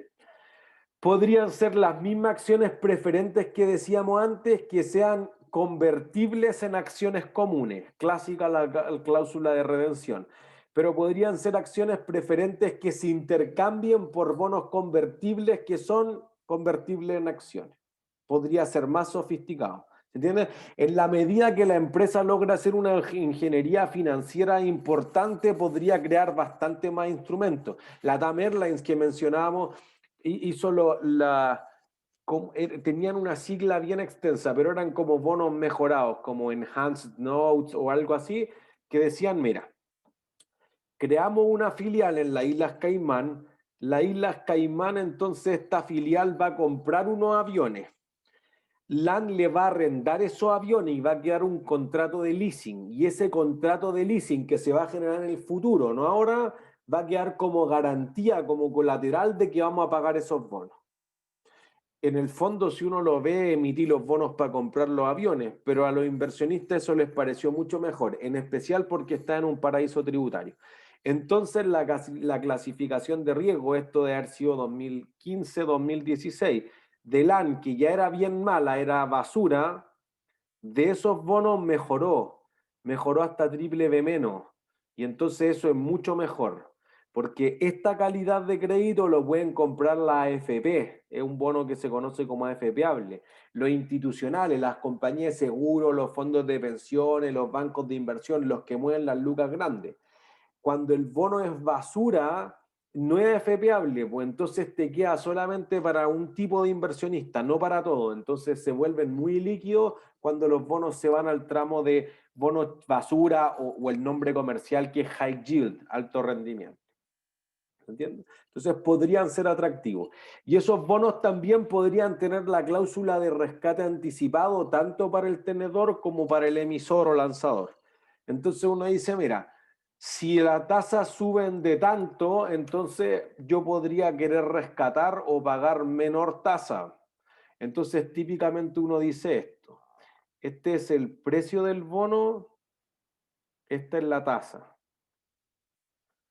Cuando aumenta la tasa, ¿qué pasa con el precio de un bono?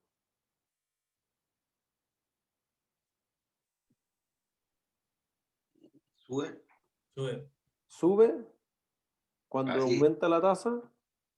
Cuando aumenta la tasa de descuento. De mercado, claro. Ah, baja. Po. Baja. Porque el valor del dinero ahora vale más. Eso. Entonces es menos conveniente el bono. Pues entonces digamos que aquí está la tasa cupón y aquí está el valor par. Ya, ahí el 100%.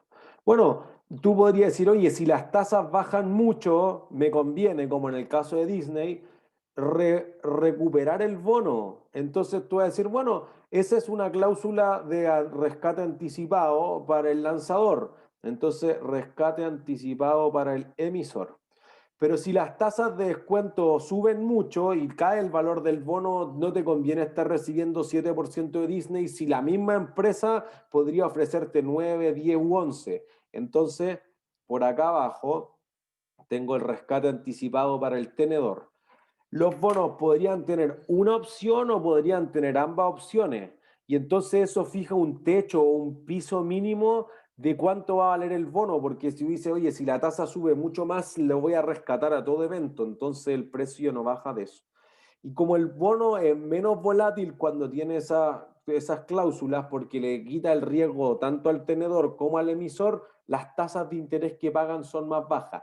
Obviamente tiene más restricciones, porque como que los inversionistas están más encima de la empresa, pero le permiten disminuir las tasas de interés, por eso están dispuestos a aceptar esos covenants o esas cláusulas.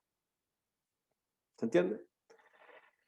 Cuando la empresa va a vender los bonos y las acciones, digamos, las empresas grandes, tiene que hacer hartas cosas. Por ejemplo, tiene que contratar un market maker. El market maker, el banco de inversión que va a apoyar esto, cobra caro, que era lo mismo que decían. Tiene que llevar un libro de órdenes, tiene que acompañarlo en el roadshow, que yo me paseo convenciendo a la empresa o al mundo de los inversionistas, arriendo hoteles, etcétera, para que compren el bono o las acciones.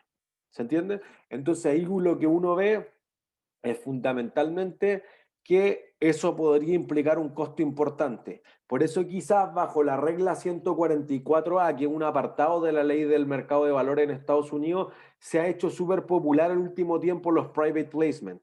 La colocación privada quizás es menos líquido y paga una mayor tasa, que es lo que decíamos antes, pero eso podría quitarte muchos costos fijos, hundidos inclusive al principio, porque tú podrías pagarle al asesor y nunca colocar el bono, como le pasaba a Casino Dreams, que hizo 2 veces el intento con el Banco de Chile y al final no, la tasa era muy alta, no hay demanda en el mercado, me fusioné con el Monticello, etc.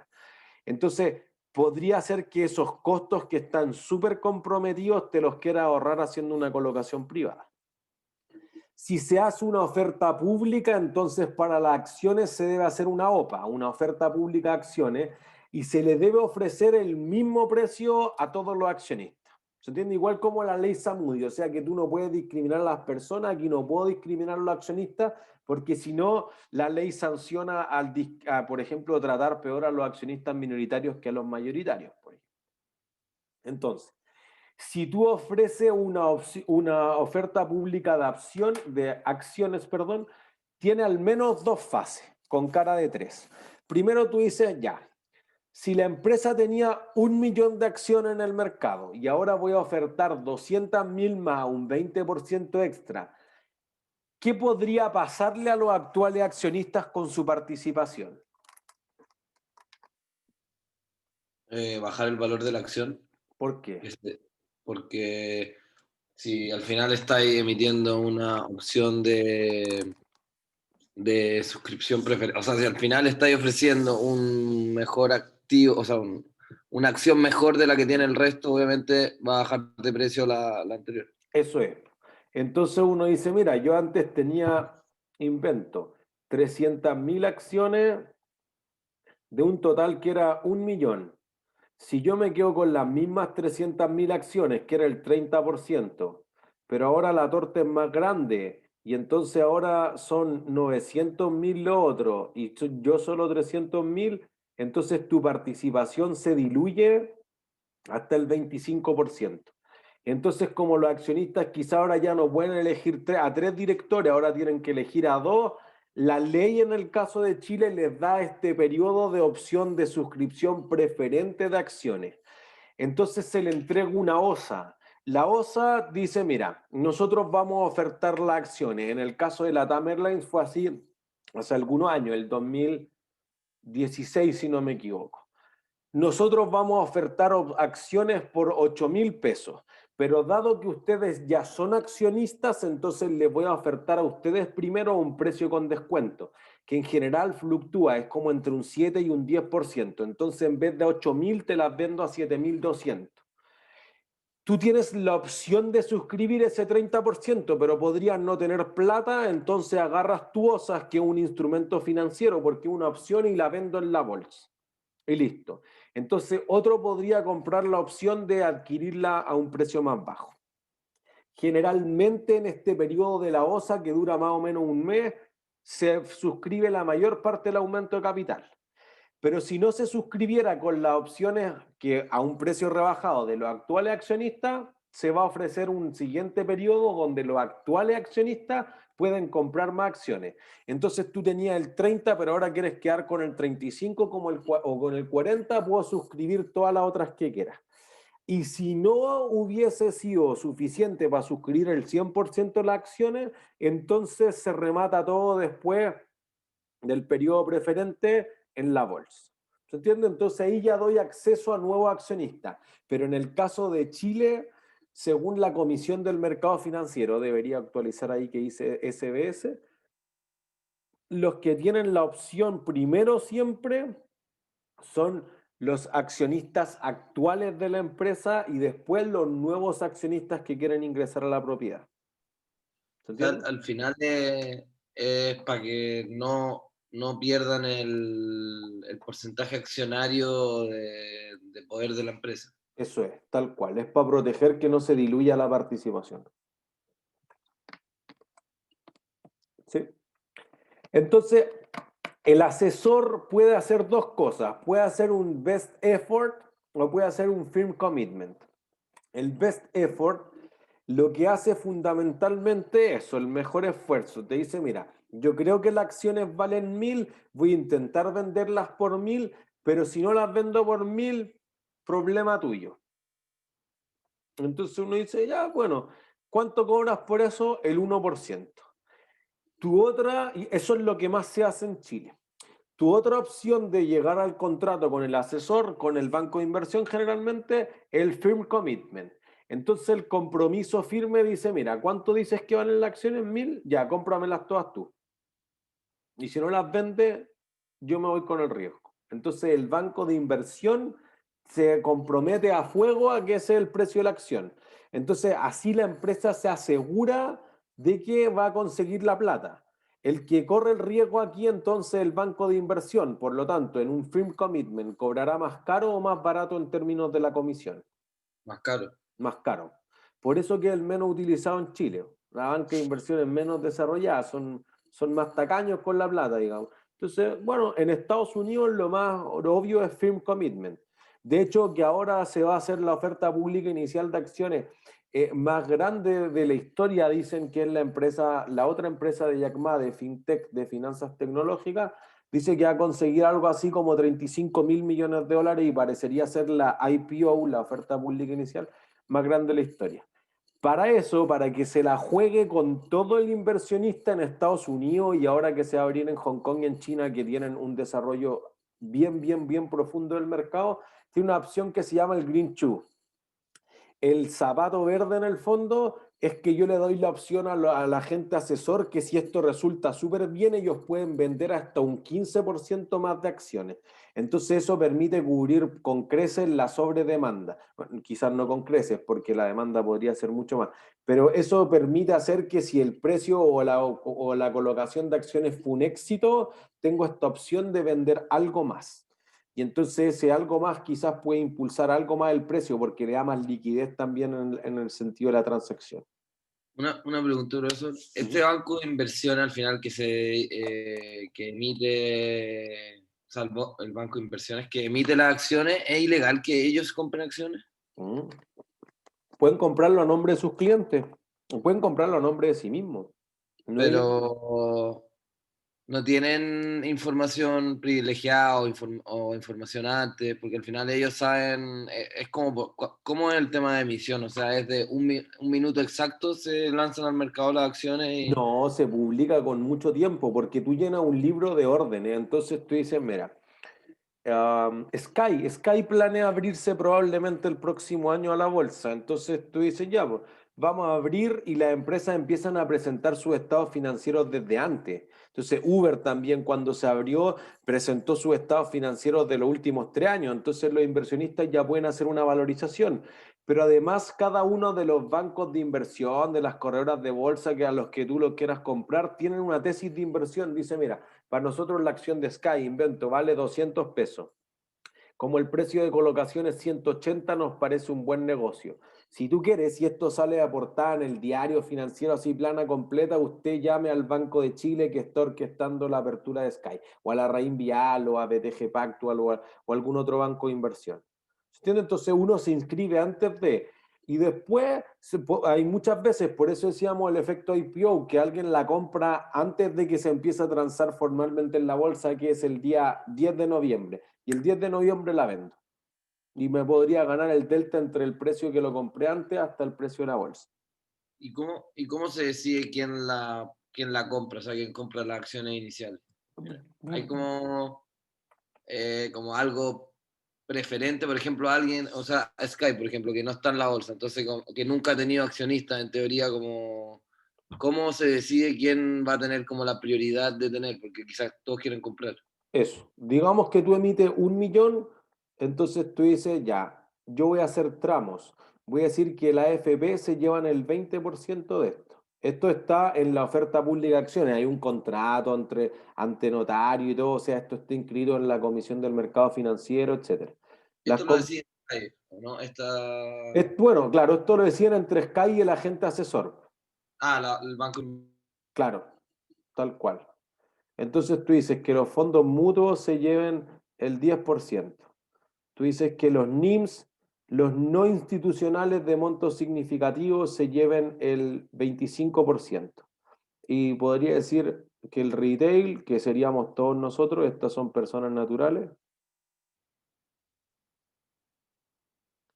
se lleve el restante 15%. Entonces ahí tenemos 35, 65, 65, 100.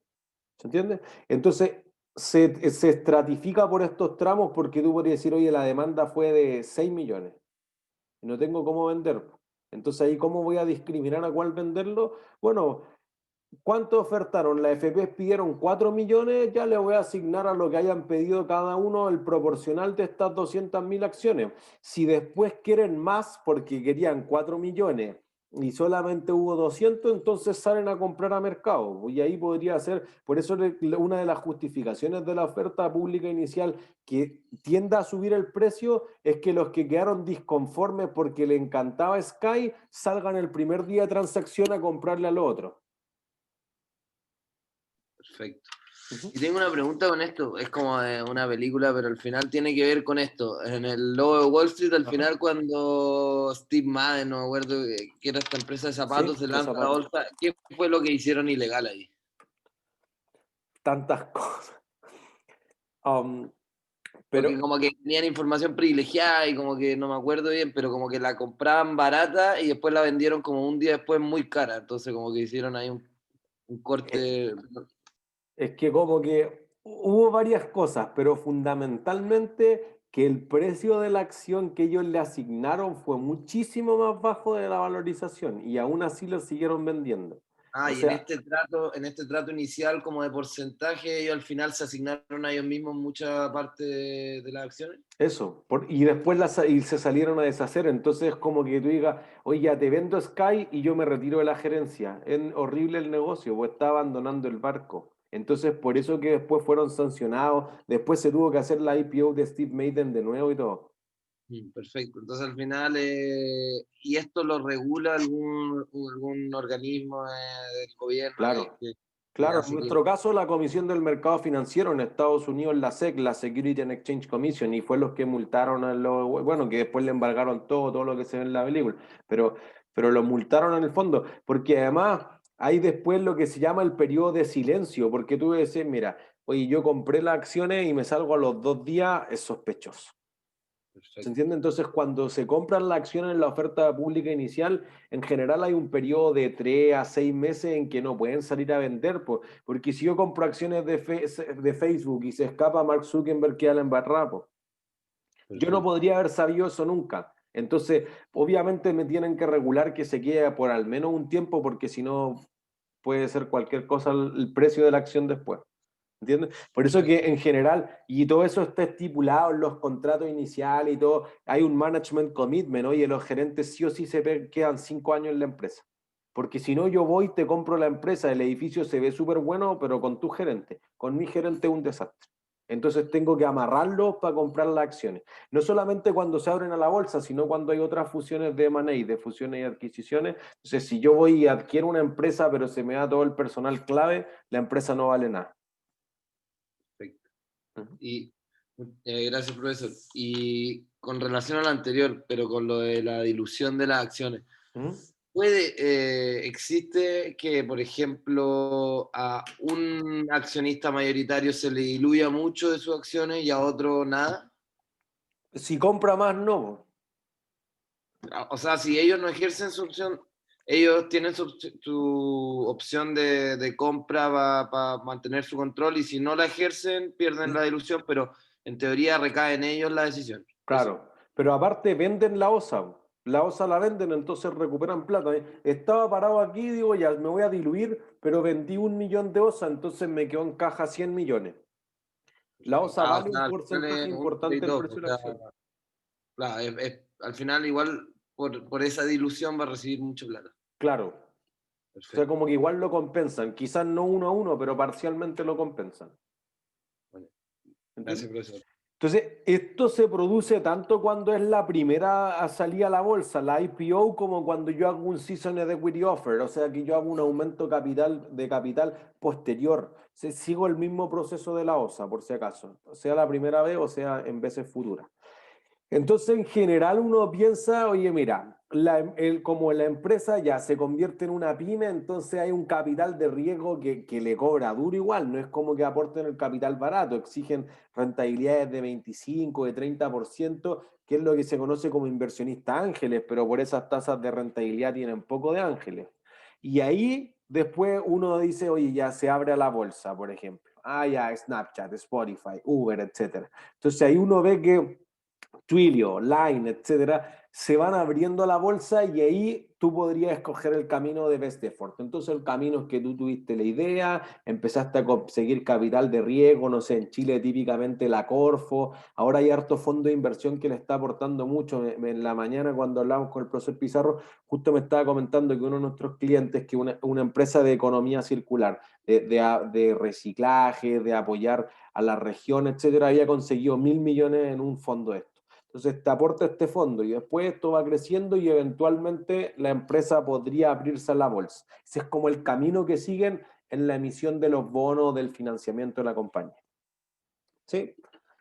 El costo de esos bonos, de esos préstamos, de esos leasing, es el costo de la deuda. El costo de las acciones no es explícito, pero es implícito y es el retorno que obtendría en otra parte. Si eso lo hacen con CAPM, con 3 factores de Family French, con 5, con 20, pero hay un retorno alternativo. Alguien podría decir, miren, para que no nos quedemos solamente con la idea de CAPM es lo único, porque nosotros le tiramos harta basura encima, también dijimos, oye, hay unos supuestos que son bien tirados de las mechas y notarán que le ha costado más de lo que parecía en clase. Entonces, podría ser que quizás no esté del todo exacto, pero podríamos decir algo de este estilo. El precio de la acción hoy es, ¿cómo valorizaría una acción? ¿Cómo lo harían ustedes? Valor presente de los dividendos. Eso, perfecto. Entonces diría, mira, el dividendo esperado en el próximo periodo, descontado a una tasa que ahora vamos a llamar el RE, por la rentabilidad que espera el equity en inglés, como una perpetuidad con crecimiento. Entonces, y esto sí lo debieron haber visto en Finanza 1 transversalmente a todas las secciones, uno dice, bueno, yo puedo reordenar esto. Yo puedo decir que lo que espera el equity, el accionista, es el dividendo esperado el próximo periodo sobre el precio, que esto es lo que se conoce como el rendimiento por dividendo. Y además, el crecimiento de los dividendos. Esto es lo que se conoce como la ganancia de capital. Lo que vaya a subir el precio de la acción. Listo, pues entonces esto quizás es parecido a RF más el beta, que ahora vamos a hablar del beta apalancado, además desde la próxima semana, por el premio por riesgo de mercado. Más cualquier otra cosa, los que hicieron la versión internacional del Capital Asset Pricing Model, por ejemplo, que lo hacían con datos de mercado desarrollado y le suman una colita. ¿Se entiende? Podría ser, pero podría no ser. Son dos formas de estimar lo que estaría ganando al lado, que ese es tu costo alternativo. Entonces, más bien en el espíritu de Finanza 1, uno dice, mira, pongámoslo en términos simples, lo que ha sido la perspectiva tradicional. El weighted average cost of capital o costo de capital promedio ponderado es lo que te cobre la deuda, el retorno esperado por la deuda o el retorno exigido por la deuda, como quieran llamarlo, RD, sobre el porcentaje que haya financiado de la empresa, pues digamos 60%. Y además, por el otro lado, va a tener el retorno que espera el equity, el RE, por el porcentaje que haya puesto del total de la deuda más el patrimonio. Juan. Profe, y viendo los datos, por ejemplo, en Investing, ¿cómo podríamos calcular nosotros tanto los dividendos esperados como como el crecimiento que podría tener? Yo creo que tanto Investing como Yahoo Finanzas, por ejemplo, dicen abajo, dividendo esperado, y te sale así como, invento, 30 centavos, pero entre paréntesis te sale un porcentaje, ese es el porcentaje que representan esos 30 centavos del precio de la acción.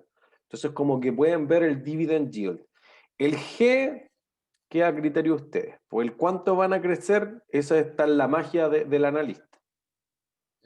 Profesor, ¿y entonces nosotros podemos tomar ese dato tal cual como aparece en Yahoo en Investing? Si le creen, porque la otra alternativa es que ustedes proyecten los dividendos. O sea, yo me quedaría con lo que tienen, porque en la 6 ya responden cuánto es RE. Ustedes dicen, oye, el accionista debería recibir X. Esta es la pregunta 6. Listo. La 7 es esta. Igual no podría servir como para comparar. Eso. Pero podría ser que el supuesto del mercado es distinto. Quizá esa comparación es súper atractiva porque invento. Si ustedes dijeron, mira, a mí me da 10 con KPM, ¿ya? Entonces, si CAPM me da 10, yo podría decir, oye, mira, me apareció en Yahoo Finanzas que es 4% el dividend yield. Y entonces lo que voy a suponer es que el G es 6. Entonces después cuando tengan que proyectar los flujos de caja, si ustedes dicen, oye, crecen 20, chuta, el mercado no cree que crece 20, o ustedes dicen, yo no creo que crezca 6, creo que crece 1, entonces la acción está cara. Pero si ustedes creen que crece 11 persistentemente, entonces está barata. Como que podría ser un parámetro de referencia, pero quizás no les va a dar nada parecido porque depende mucho del GEI. Me parece que eso, por eso que era ideal que ustedes cogieran una acción que ya conocieran del trabajo de Finanza 1, porque en el fondo ustedes ya proyectaron y quizás ahora no se acuerdan, pero si revisan su trabajo del Centro Sol, nosotros proyectamos más o menos 2-3% de crecimiento, el mercado cree 6 u 8%. Quizás nosotros estamos muy mal, quizás el mercado no es eficiente, como que podrían hacer como ese chequeo, ¿se entiende? Entonces, pero si no les da algo parecido, quédense con CAPM, no sufran tanto. Pero entonces nosotros tenemos que descomponer el KPM. Sí, claro, pues ahí por eso que elegían la tasa libre de riesgo, X bono, o sea, como que las 6 preguntas te lo van descomponiendo en cómo fueron estimando todas las cosas para llegar a las 6, ¿cuánto es RE? No, sí, perfecto, pero esto de lo del dividend yield, eso al final... No tienen que hacerlo en el trabajo. No, ya, esto no hay que hacerlo, es que por No. eso como que me están enredando ya. Perfecto. No tienen que hacerlo. Javier, ahora sí. Profe, que me queda una duda cómo está pasando esta fórmula, pero en el trabajo nos piden usar la tasa de impuesto Ya, es que... y yo ocupé cuando lo sacamos la otra, ya, que a la deuda le multiplicáis por uno menos tax. Ya, es que voy hacia allá, po. O sea, miren, en el espíritu por eso que estoy mostrando primero la perspectiva tradicional y voy a decir por qué esto está mal. Porque en el fondo ustedes podrían decir, oye, el RD, podría decir, oye, yo vi el bono de la empresa y el bono paga tanto. O voy a la memoria, abro los estados financieros y digo, oye, pasivos financieros. Y voy a la nota y va a decir, oye, este crédito se transa a o se pidió a una tasa efectiva de tanto. Este otro préstamo tanto, estos bonos a tanto, este contrato de leasing tanto, para eso está la nota, y ahí les va a dar el dato. Entonces quizás lo que más tienen que hacer es el promedio. ¿Se entiende? Eventualmente, miren, algunas aerolíneas cuando hacen los test de deterioro publican esto, así que si quieren buscar en los estados financieros WAC y les aparece el dato, ya tienen un parámetro de referencia. Quizá ustedes no están de acuerdo con el cálculo, que eso sería lo ideal, pero si a ellos les da 6 y a ustedes les da 14%, como que creo que en ese caso la empresa lo tiene un poco mejor calculado. ¿Entiendes? Pero esta era la visión tradicional de la empresa, que uno tiene un costo de la deuda que financia una parte de los activos y un costo del patrimonio que financia otra parte. ¿Cuál de estas dos fuentes es más barata?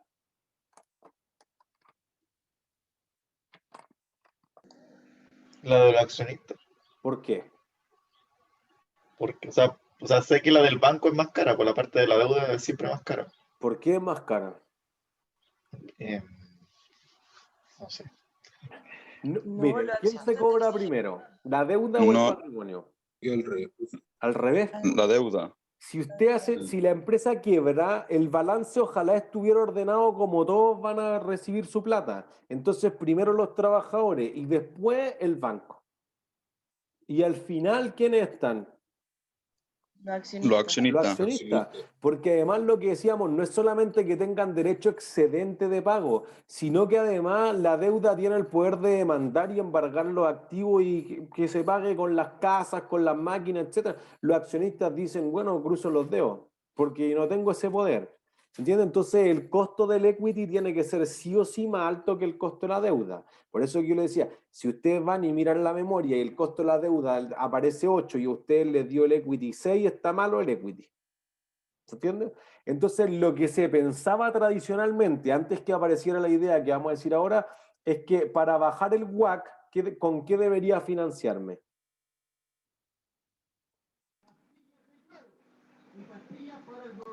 ¿Cómo, perdón? ¿Cuál es la pregunta? Para bajar el costo de capital promedio ponderado, ¿debería financiarme con más deuda o con más patrimonio? Más deuda. Más deuda, porque es más barata, po. Entonces, si baja la tasa de descuento, ¿qué pasa con el valor presente de los flujos?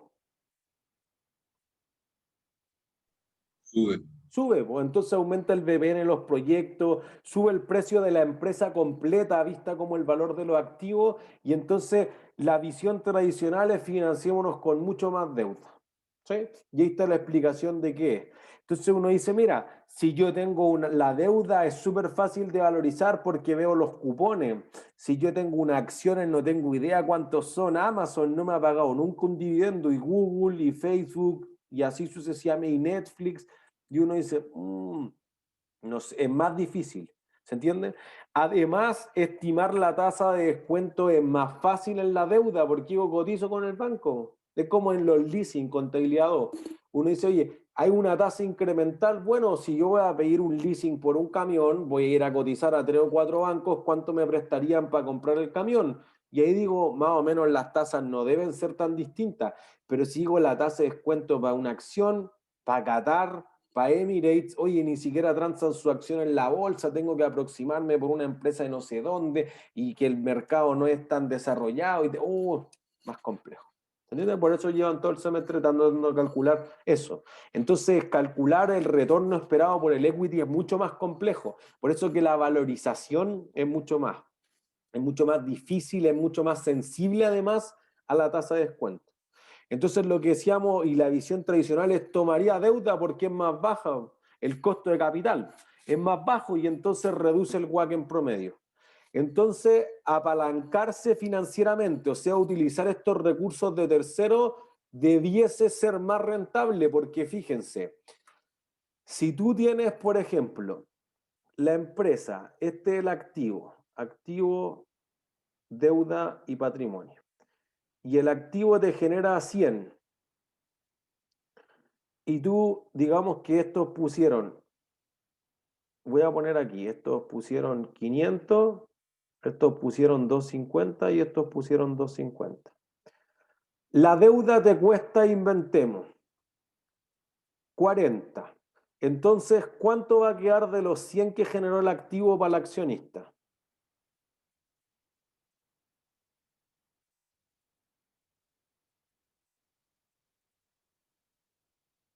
Si los acreedores se llevan 40 de los 100, ¿cuánto queda para los accionistas?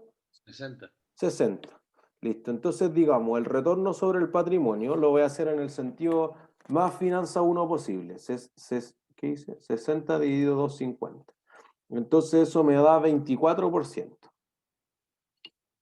Uno diría, no, podría ser un mejor negocio. Podría decir, oye, financio todo con equity. Entonces, este te genera 100 y acá le quedan 100. Pero si tú financiaste los 500 de activos con patrimonio, entonces pusiste 500. Entonces el ROE te quedaría 100 sobre 500, 20%. ¿Prefiero ganar 20 o prefiero ganar 24? 24, pues listo. Esa es la razón tradicional que se ha dado a financiate con más deuda.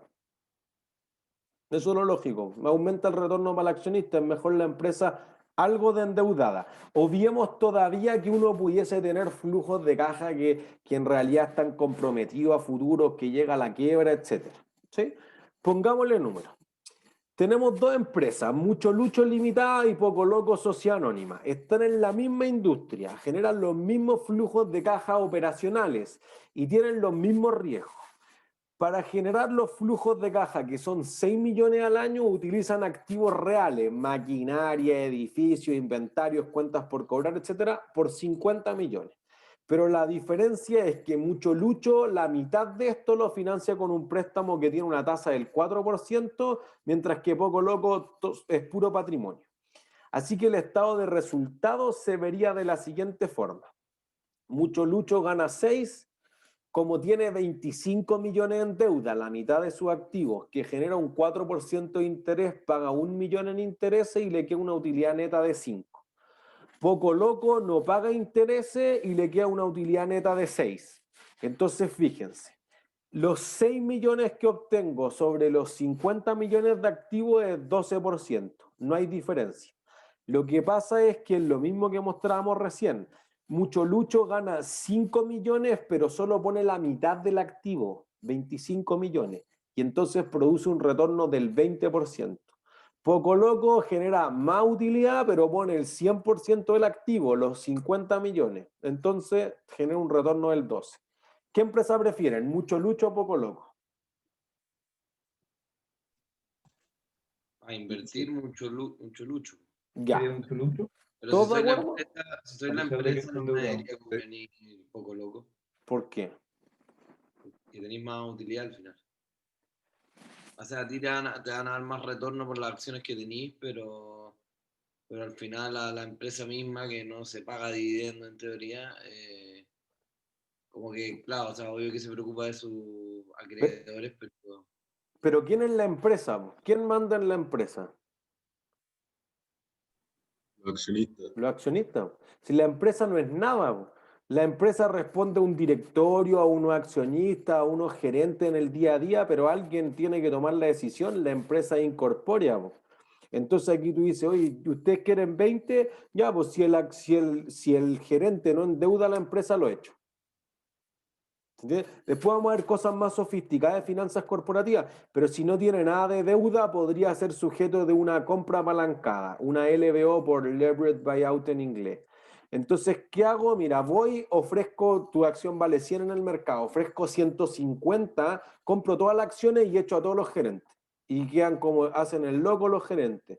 ¿Y qué hizo la otra empresa para subir el precio de 100 a 150? La endeudó, nada más, nada muy sofisticado. ¿Y por qué les di 20? Entonces los accionistas van a decir, sí, pues mejor con estos gerentes nuevos, porque estos pagan 20, no pagan 12%. Y sigue siendo la misma empresa, los mismos activos reales, etcétera. Por eso que no estamos tratando de ver la parte que uno ve en Finanza 1 de la inversión en el activo, en los edificios, etcétera. Estamos viendo que quizás por el otro lado, por eso listamos todo lo que podría emitir para financiarse la empresa. Si yo logro bajar la tasa de descuento en promedio, sube el flujo, el valor presente de los flujos de caja. E incluso podría permitirte aceptar proyectos cuyas rentabilidades eran más bajas, pero como ahora tú te financias más bajo todavía, quizás te conviene invertir en esos proyectos. ¿Se entiende? Pero aquí se escapa algo. Si en mucho lucho tengo más retorno, ¿qué corro más? Más riesgo. Listo. ¿Se entiende? Entonces, ¿por qué? Porque mucho lucho podría quebrar, pues poco loco no podría quebrar, porque no tiene deuda. ¿Se entiende? Entonces la visión tradicional tiene algo. Lo primero, lo que decía Javiera, en realidad se le olvidó los impuestos, ya es cierto, pero además, obviando lo de los impuestos, están suponiendo que no tiene más riesgo. Y entonces, como decíamos, ley de oro para las finanzas, no hay almuerzo gratis. ¿Cómo te subo de 12 a 20 sin más riesgo? Debe haber algo más de riesgo, al menos el riesgo de quiebra. ¿Se entiende? Entonces, si uno lo viese por el punto de vista de la firma, uno dice, mira, ya, los accionistas te exigen algo más por este riesgo. Digamos que te exigen 16. Entonces, fíjense, en mucho lucho, la mitad de tus activos, 25 de los 50, te costaban 4. Los otros 25 de los 50 te cuestan 16, así que en promedio te cuestan 10. Como tú te cuestan 10, pero rentan 12, es tremendo negocio, debería endeudarse. ¿Se entiende? En cambio, un poco loco, como todo se financia por los accionistas, te cobran 12% exactamente. ¿Se entiende? Lo que pasa es... Ajá. Cuando hablamos de, por ejemplo, el mercado de capitales, que decíamos que igual de repente podíamos encontrar una acción por el mismo riesgo rente más, por el hecho de que existía mercado de capitales. Eso igual, quizás me estoy equivocando, pero uno al tener que aumentar en ese caso o pasarse a la recta de mercado de capitales como claro, igual estaría haciendo o sea, se estaría endeudando o me equivoco. O sea, podría endeudarse, pero podría cambiarse solamente distribuyendo el patrimonio de otra forma. Entonces, Ya, y de esa forma no sería menos riesgoso. O sea, si es que se endeuda, ahí sí igual debería aumentar el riesgo, ¿o no? Eso es lo que decimos. Entonces uno dice, si aumenta el riesgo, pero en promedio igual tengo menos que antes, mejor, porque antes me costaba 12% y ahora me cuesta 10%, prefiero que me cueste 10 ese capital. El capital visto como la deuda más el patrimonio. Un error típico es que el capital se considere solo las acciones. No es así, por eso este tema se llama estructura de capital. ¿Cuánto del capital lo consigo con deuda y cuánto con el patrimonio? ¿Se entiende? Entonces, Sí, quizás perfecto. Entonces, la tradicional parece muy fácil y no es así. ¿Se entiende? Entonces uno dice, mira, es que en algún momento la empresa podría quebrar. Ah, ya, pensemos lo más básico de la empresa, aquí no nos compliquemos con supercálculos, eso lo vamos a ver más adelante. Digamos, mira, la empresa vale el flujo de caja que genere el próximo año partido por la tasa de descuento, perpetuidad, nada más. Y vamos a hablar que eso es el valor de la empresa y la L es porque tiene deuda, por leverage en inglés, apalancada. Listo, entonces tú dices, mira, algún momento va a quebrar, ya, pues entonces el WACC va a empezar a bajar, pero en algún momento va a tener un límite porque va a estar muy endeudada y de repente va a empezar a subir. Entonces debiese haber un óptimo. Hay un mínimo del WACC, ese es tu óptimo. ¿Por qué? Porque los accionistas cada vez te cobran más y la deuda en algún momento te empieza a cobrar más caro también y después ya no baja. Ah, listo. En ese momento, hasta ese momento tiene que endeudarse la empresa. ¿Se entiende? Y entonces ahí aparecen en escena Modigliani y Miller, que es algo que vamos a estar viendo toda esta mitad. Y le dieron el premio Nobel a Franco Modigliani y a Merton Miller. Dijeron, mira, es cierto que el costo de capital, el promedio ponderado esto, pero es una reestructuración del riesgo, porque el riesgo tiene que ver con el activo. Entonces, por eso agregamos aquí el RA.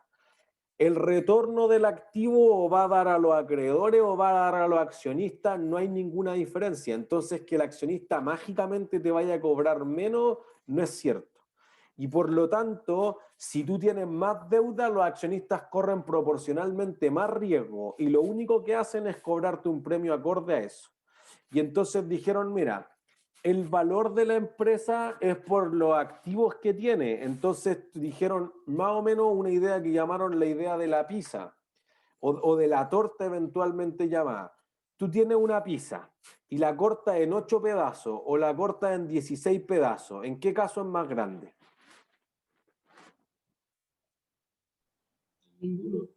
Son iguales. Eso es lo mismo que dijeron. Oye, si tú estos flujos se los das a A, a B, a C o a D, son los mismos flujos de 100. En el caso de Mucho Lucho y Poco Loco son los mismos 6 millones. Lo único que pasa es que tú le estás transfiriendo una parte del riesgo que lo corren los acreedores ahora y que podría quebrar la empresa a los accionistas. Si no, le quito el riesgo de quiebra y lo financian todos los accionistas.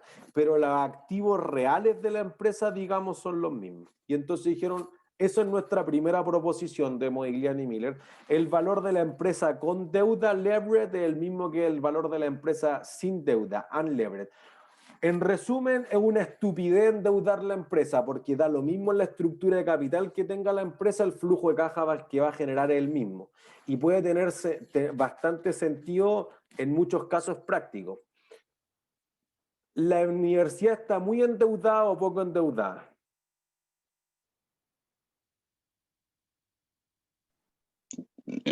Poco, nuestra universidad. Sí. No, no sé, la verdad. Listo, esa es la mejor respuesta. No sé, pues a nadie le importa. O sea que las clases son igual de buenas o igual de malas, independiente de que si la universidad está endeudada o no.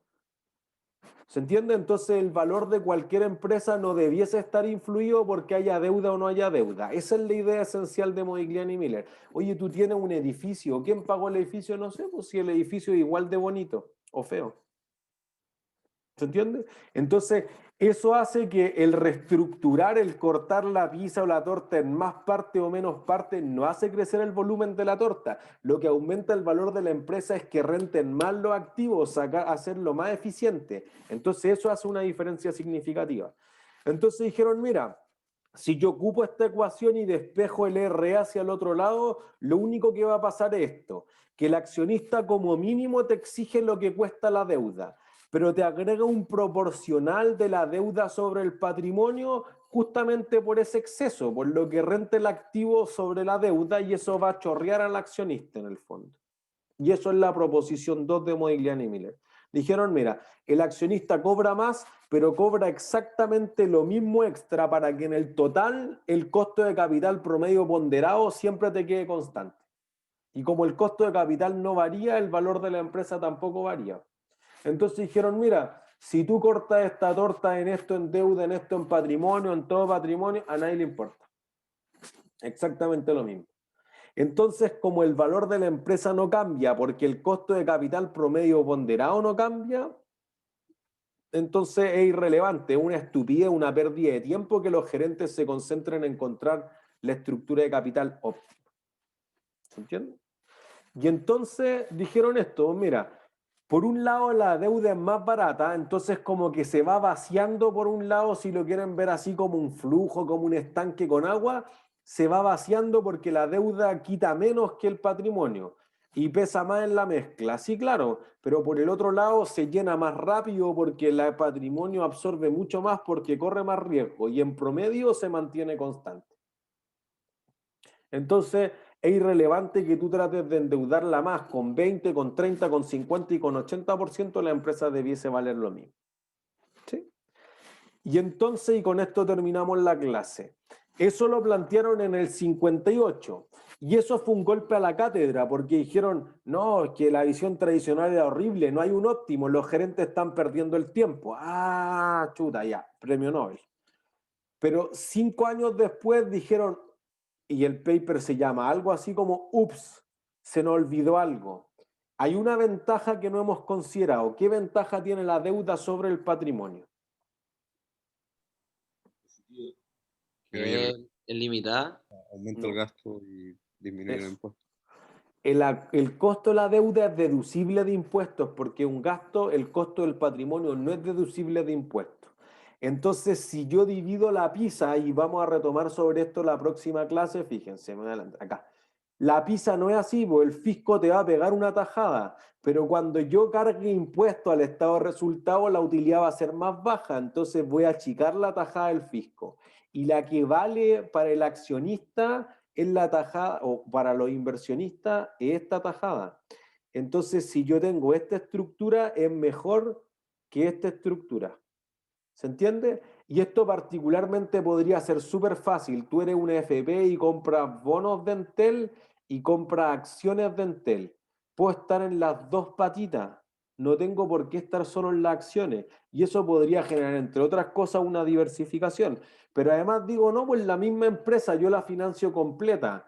Pero en promedio recibo más flujo. Y por eso que el precio de la acción podría cambiar. Y sobre eso vamos a partir la próxima clase. Profe, pero en general ese caso con la deuda es porque se renta más. No, pues no ¿Por es eso? porque renta más. O sea, renta, pero está justamente compensado por el riesgo. Pues eso es lo que rompe la cátedra. Dice, oye, es que aquí no se escapa el riesgo, o es tuyo o es mío, pero lo repartimos entre los dos. Entonces en la repartija en promedio igual salimos. ¿Se entiende? Porque es el mismo edificio. Por eso Claro. queda lo mismo que él lo pague, sigue siendo el mismo edificio. Entonces lo que dicen Pero que la el flujo correlación ahí es uno, ¿no? Claro, o sea, bueno, la correlación entre el bono y el patrimonio quizás no es uno, porque quizás si le va muy bien a la deuda, a las acciones no le vaya tan bien. Podría ser, porque justamente hay entre los intereses que pago y los dividendos que recibo está el fisco. Entonces, ¿cuál es la tajada que te pega el fisco? Podría golpear al patrimonio y no golpear a la deuda, porque la deuda se cobra antes, derecho preferente. ¿Se entiende? Sí, perfecto. ¿Alguna otra duda?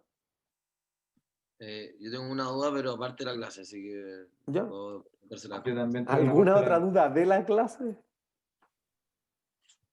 ¿No? Ha sido todo por hoy entonces. Que estén súper bien, que tengan buen fin de semana. Chao, chao. Yo me quedo para la duda, toma, entonces.